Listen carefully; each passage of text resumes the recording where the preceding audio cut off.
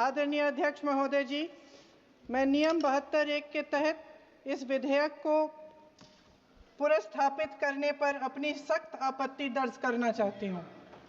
महात्मा गांधी ग्रामीण रोजगार गारंटी कानून पिछले 20 सालों से ग्रामीण भारत को रोजगार देने में और ग्रामीण अर्थव्यवस्था को मजबूत बनाने में सक्षम रहा है। ये एक इतना क्रांतिकारी कानून है कि जब इसको बनाया गया तो सदन के सभी राजनीतिक दलों ने इससे पूरी सहमति दी। इसके द्वारा 100 दिन का रोजगार इस देश के गरीब से गरीब लोगों को मिलता है, हमारे गरीब से गरीब भाई बहनों को। हम सब जनप्रतिनिधि हैं महोदय, जब हम अपने अपने क्षेत्रों में जाते हैं, आप भी जानते हैं, दूर दूर से हमें दिख जाता है कि मनरेगा का कौन मजदूर है।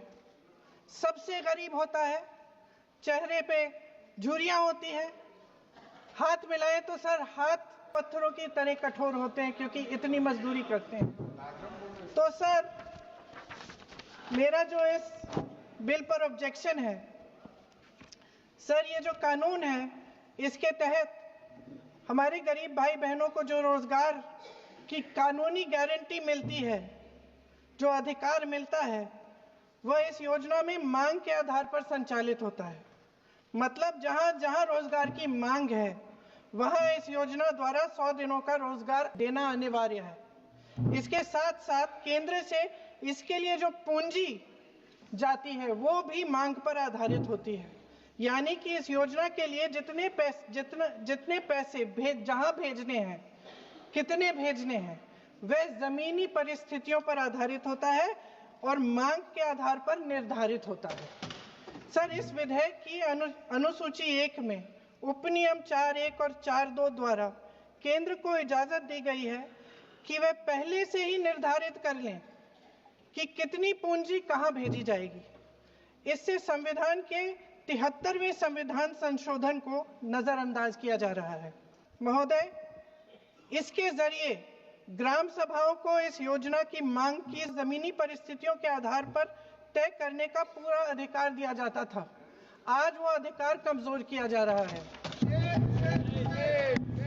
सर जो हमारे संविधान की जो मूल भावना है कि हर एक व्यक्ति के हाथों में शक्ति होनी चाहिए, वही मूल भावना पंचायती राज में है और उस मूल भावना के विरोध है ये जो अधिनियम जो ये विधेयक आ रहा है। सर इस विधेयक के जो प्रबंधन है जिससे रोजगार का जो अधिकार है, कानूनी अधिकार है, वो कमजोर हो रहा है, वो हमारे संविधान के विपरीत है। सर ये हमारे इसी सदन ने ये कानून बनाया और इसी सदन ने ये अधिकार जनता को दिया है। सर महात्मा गांधी मनरेगा में 90% अनुदान केंद्र से आता था। इस विधेयक द्वारा ज्यादातर प्रदेशों में अब 60% आएगा, इसको घटाया गया है। ओके। सर इससे प्रदेशों की अर्थव्यवस्था पर बहुत भार होगी और खास तौर से ये वे प्रदेश जिनकी अर्थव्यवस्था पहले से ही केंद्र की ओर से जीएसटी के बकाये के इंतजार में है। इस विधेयक द्वारा केंद्र का नियंत्रण बढ़ाया जा रहा है और जिम्मेदारी घटाई जा रही है। सर जो 100 दिन का अधिकार आपने 125 करने की बात की है, लेकिन इसमें वेतन की बढ़ोतरी, आपकी जो मजदूरी की बढ़ोतरी है, इसकी कोई बात नहीं है। माननीय सदस्यों, सर ये सही बात है कि अभी तक जो बकाया है वो ही पूरा नहीं हुआ है। आखिरी बात ये है सर कि हर योजना का नाम बदलने की जो सनक है ये समझ में नहीं आती है। सर जब जब ये किया जाता है तो सरकार केंद्र को पैसे खर्चने पड़ते हैं। सर आखिरी पॉइंट है कि बिना चर्चा के, बिना इस सदन की सलाह लिए इस तरह से जल्दी में विधेयक को पास नहीं होना चाहिए।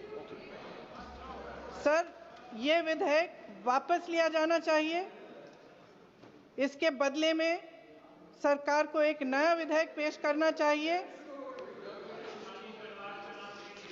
खत्म करूं।